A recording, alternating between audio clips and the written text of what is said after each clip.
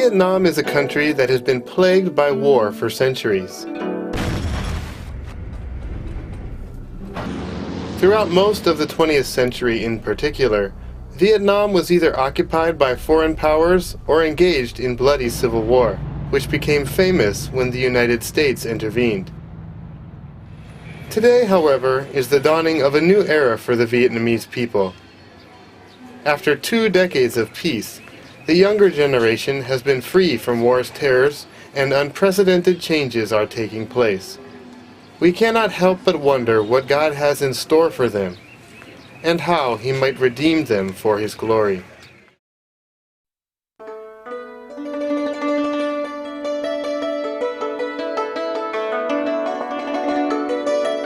Vietnam is now emerging from years of poverty and isolation.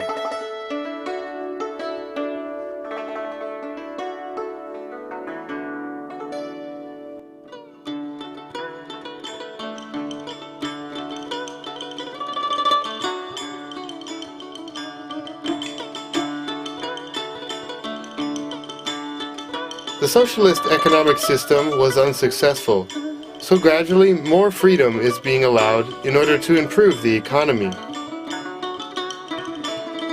These new freedoms, combined with the industrious nature of the Vietnamese people, have led to astonishing economic success.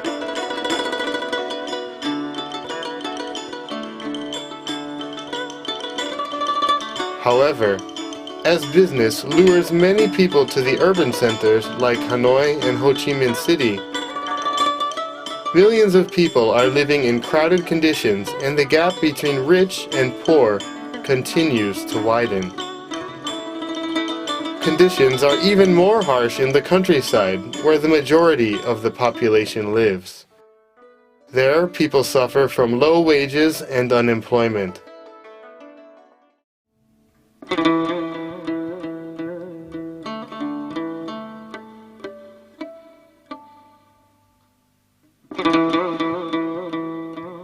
There is a huge need for better education, vocational training, improved health care and sanitation,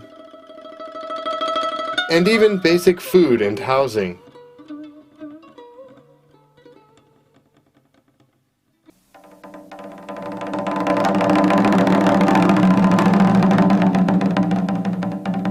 Vietnam is also a country that has remained in spiritual darkness for too long. Various Eastern religions and traditional animism have bound the country for thousands of years. Ancestor worship and idolatry remain as strong as ever today. People of all ethnic groups and social strata can frequently be seen offering food, incense, and money to idols in hope of receiving help or protection. Very few have come to know the true God, who has already made the ultimate sacrifice for them.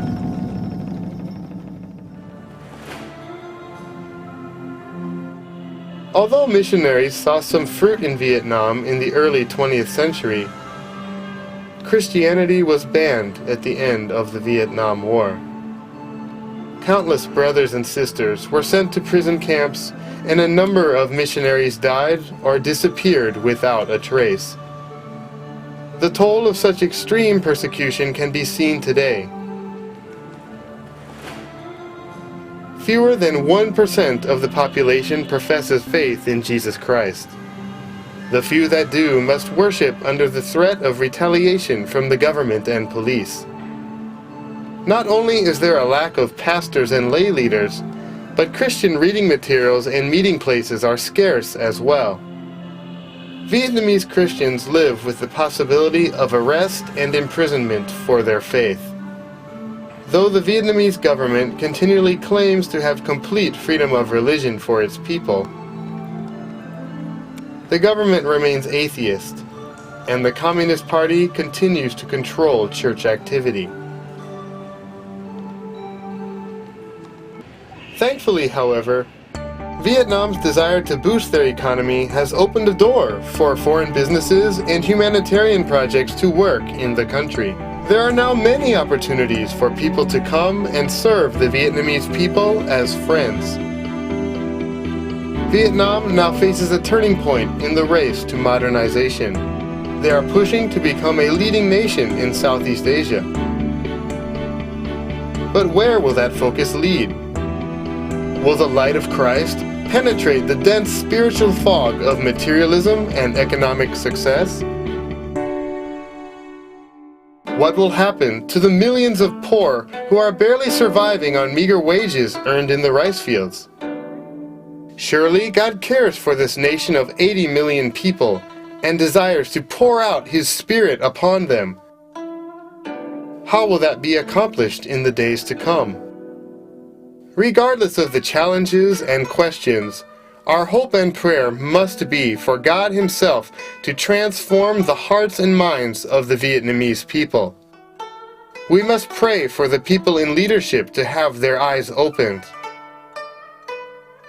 We must pray against the spiritual forces, such as idolatry and atheism, that prevent people from receiving God's amazing grace. We must pray that God will place in their hearts and minds an unwavering desire for real truth, real hope, and real love. We ought also to pray as Christ commanded us, that God would send more workers into His harvest, and that more will answer the call to bring the good news of Christ to Vietnam. Let us pray that one day soon, Vietnam will no longer be known only as a war, but as a nation and people that has discovered true peace.